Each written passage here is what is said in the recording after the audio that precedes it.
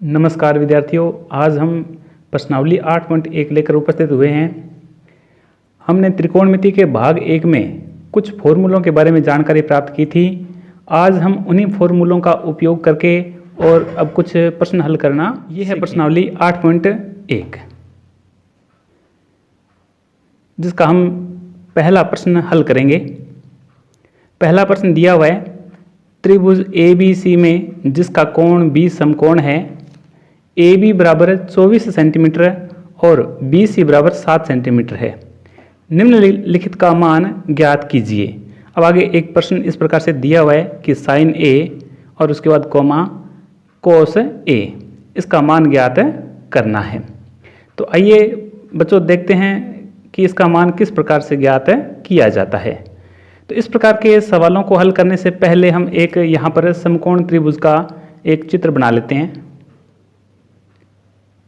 ये हो गया एक समकोण त्रिभुज का चित्र। हमें ध्यान रखना है बच्चों कि जैसे त्रिभुज ABC में जिसका कोण B समकोण है, तो हमें जो B कोण है वो समकोण बनाना है। B कोण हो गया समकोण। इसके बाद में हम अपनी सुविधा के अनुसार A और C नाम दे सकते हैं।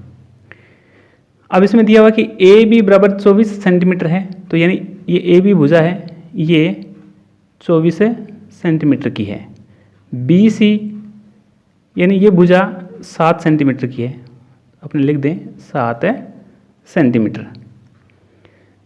अब इस सवाल को हल करने से पहले हमें इसकी जो तीसरी भुजा है उसका मान यानी इस AC भुजा की लंबाई ज्ञात करना आवश्यक है।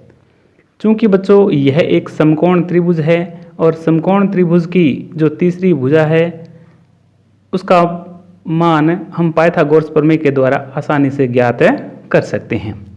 तो आइए हम पाइथागोरस प्रमेय के द्वारा इसका मान ज्ञात करें। तो पाइथागोरस क्या है? पाइथागोरस प्रमेय। पाइथागोरस प्रमेय होती है कर्ण स्क्वायर बराबर आधार स्क्वायर प्लस लंब स्क्वायर। अब इसमें कर्ण कौन सी भुजा है? समकोण बनाने वाली भुजा के सामने वाली भुजा हमेशा कर्ण होती है। तो AC कर्ण हो गई, AC स्क्वायर बराबर, अब समकोण बनाने वाली ये दोनों भुजाएं हम अपनी सुविधा के अनुसार एक को आधार और एक को लंब, और ज़्यादातर अपने जो ये खड़ी भुजा होती है उसे लंब कहते हैं। तो आधार हो गई 7 सेंटीमीटर प्लस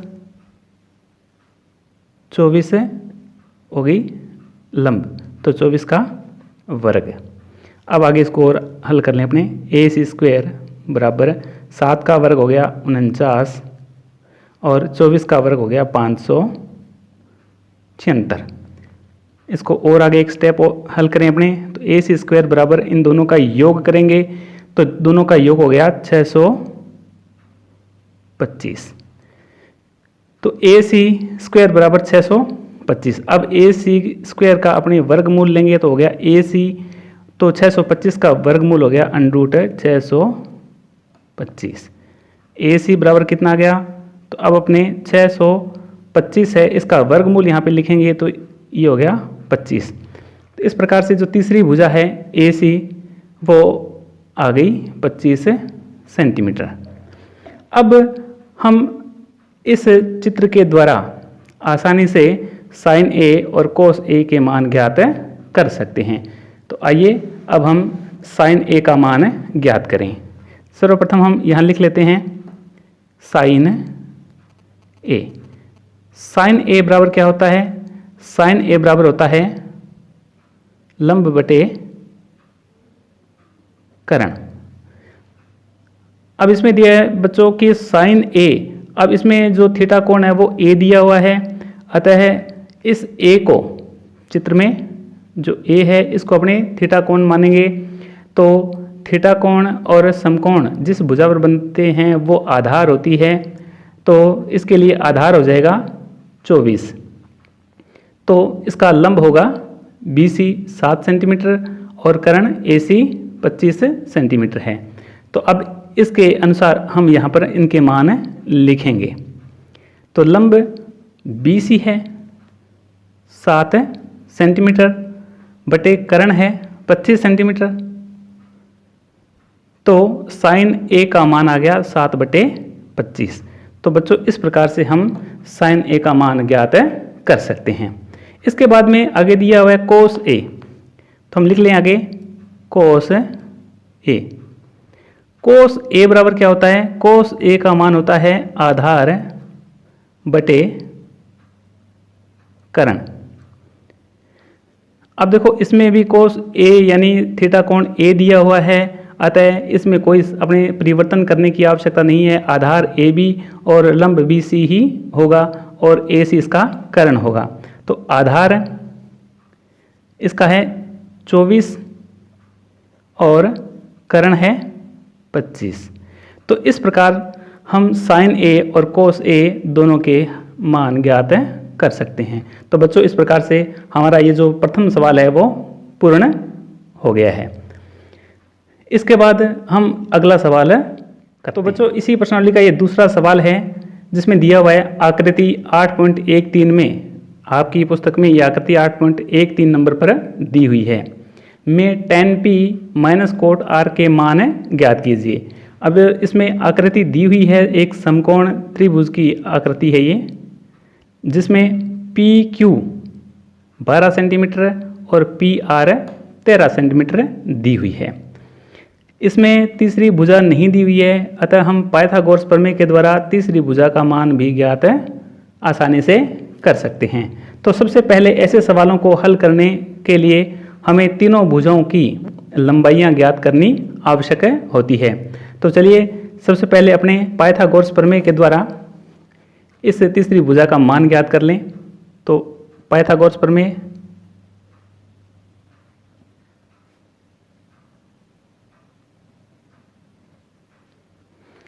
पाइथागोरस प्रमेय में अब देखो समकोण के सामने वाली भुजा कर्ण है, तो हम लिखेंगे कर्ण का स्क्वायर यानी PR का स्क्वायर बराबर QR, नीचे वाले अपने ये आधार ले लें, तो QR का स्क्वायर प्लस PQ का स्क्वायर।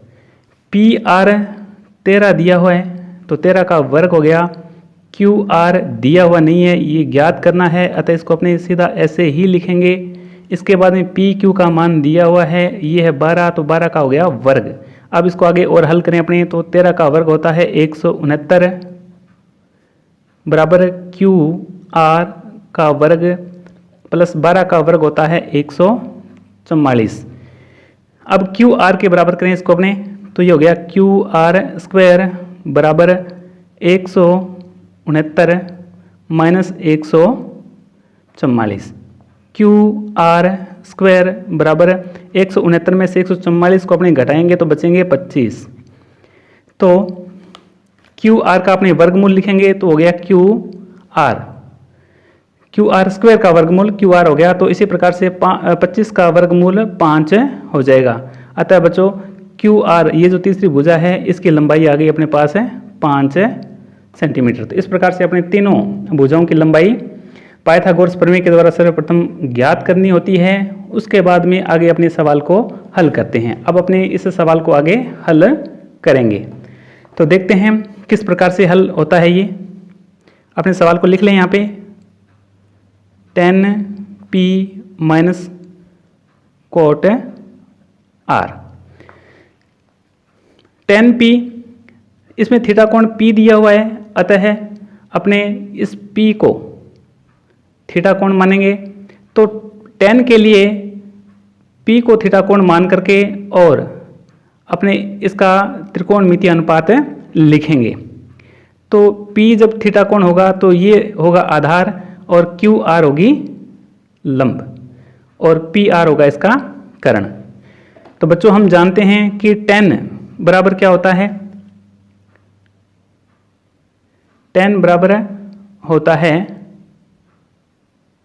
लंब बटे आधार और cot बराबर होता है आधार बटे लंब। तो tan बराबर है लंब बटे आधार, तो P जब थीटा कोण है तो ये आधार है और ये हो गया लंब, तो लंब हो गया QR यानी 5 सेंटीमीटर। तो 5 बटे आधार है इसका 12 माइनस कोट R। अब कोट के लिए थीटा कोण R है, अतः अब QR को कोट के लिए आधार मानेंगे और PQ को लंब मानेंगे। तो कोट R बराबर होता है आधार बटे लंब, तो आधार इसका है 5 और लंब है 12। तो इस प्रकार से हमने इनके मान रख लिए हैं। अब इसको आगे अपने हल करें। चूंकि बच्चों ये 5 बटे 12 ये प्लस का है और ये 5 बटे 12 आगे वाले जो है वो माइनस के हैं, तो प्लस वाले में से माइनस के घटेंगे तो बराबर रह जाएगा 0। तो इस प्रकार से इसका उत्तर आ जाएगा 0। तो बच्चों इस प्रकार से हम प्रश्न नंबर 2 है उसको हल कर सकते हैं। इसके बाद आइए आगे एक सवाल और देखते हैं। ये है बच्चों तीसरा प्रश्न है, यदि साइन a बराबर 3/4 तो कोस a और tan a का मान परिकलित कीजिए। अब देखो बच्चों इसमें दिया हुआ है कि साइन a बराबर 3/4। हम जानते हैं कि साइन बराबर होता है लंब बटे करण, तो 3/4 बराबर है लंब बटे करण के। इसका मतलब है कि लंब का मान 3 है और करण का इसमें मान है 4। तो यहाँ पर अपने सबसे पहले एक समकोण त्रिभुज की आकृति बना लें और उसमें इसको दर्शाएंगे। तो देखो इसमें थीटा कोण जो है वो a दिया हुआ है, अतः ध्यान में अपने रखेंगे कि समकोण जो है वो a नहीं बनाना है।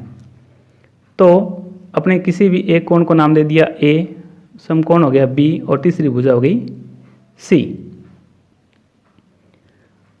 अब इसके अनुसार देखें अपने इसमें थीटा कोण जो है वो a दिया हुआ है, तो a को ही के अनुसार ही हम इसको आधार और लंब के रूप में लिखेंगे। तो इसका आधार हो गया AB, लंब है इसका 3 और करण हो गया 4। अब हम पहले पाइथागोरस प्रमेय के द्वारा इसका आधार ज्ञात कर लेते हैं। पाइथागोरस प्रमेय,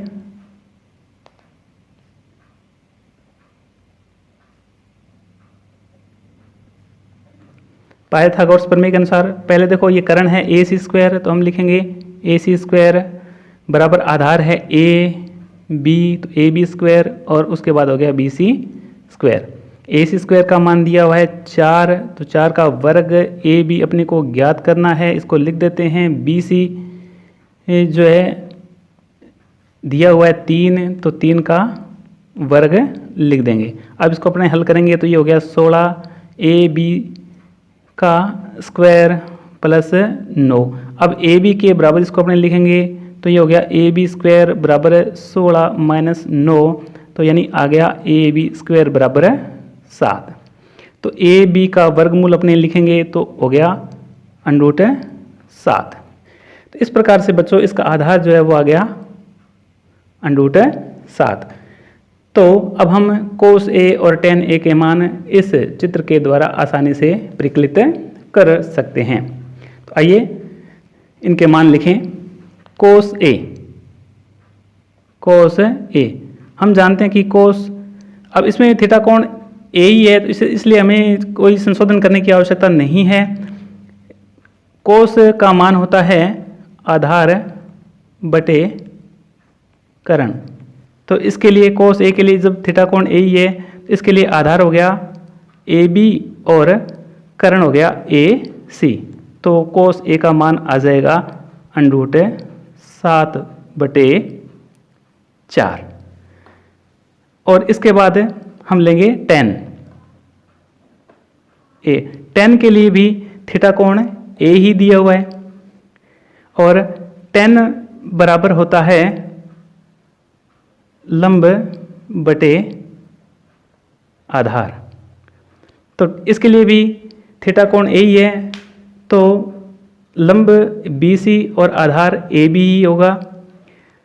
तो लंब का मान हो गया 3 बटे आधार का मान हो गया √7। तो इस प्रकार से बच्चों हम इस सवाल को आसानी से हल कर सकते हैं। तो इस प्रकार से ये सवाल हल हो गया। अब इसके बाद में आगे आपकी इसी प्रश्नावली से संबंधित एक सवाल और दिया हुआ है। प्रश्न नंबर 4, यदि 15 कोट A बराबर 8 हो तो साइन A और सेक A का मान ज्ञात कीजिए। तो ऊपर वाले सवाल में जो हमने हल किया है उसमें और इसमें कोई ज़्यादा अंतर नहीं है। अंतर सिर्फ यहाँ पर थोड़ा सा दिया हुआ है, तो इसको अपने थोड़ा सा शुरू कर लेते हैं। उसके बाद आप इस सवाल को स्वयं हल करके देखें। तो इसमें दिया हुआ कि 15 कोट A बराबर 8 है, तो इसको आगे हल करेंगे तो ये हो गया कोट A बराबर, अब इसके साथ ये 15 आगे जो है गुणा में दिया हुआ है, तो इसको बराबर के निशान के इधर लेके आएंगे तो ये हो गया 8/15। तो इस प्रकार से कोट A बराबर 8/15। तो अब जैसा कि ऊपर सवाल है उसी प्रकार से आप इस सवाल को आसानी से हल कर सकते हैं। तो बच्चों आप इस सवाल को स्वयं हल करके अवश्य देखें। तो आज का हमारा ये जो टॉपिक है वो आपको कैसा लगा हमें कमेंट बॉक्स में कमेंट करके ज़रूर बताएं, और साथ ही ध्यान रखें कि इस प्रश्नावली से संबंधित अन्य सवाल हम अगले भाग में लेकर आएंगे। अतः आप हमारे चैनल को सब्सक्राइब अवश्य करें। धन्यवाद।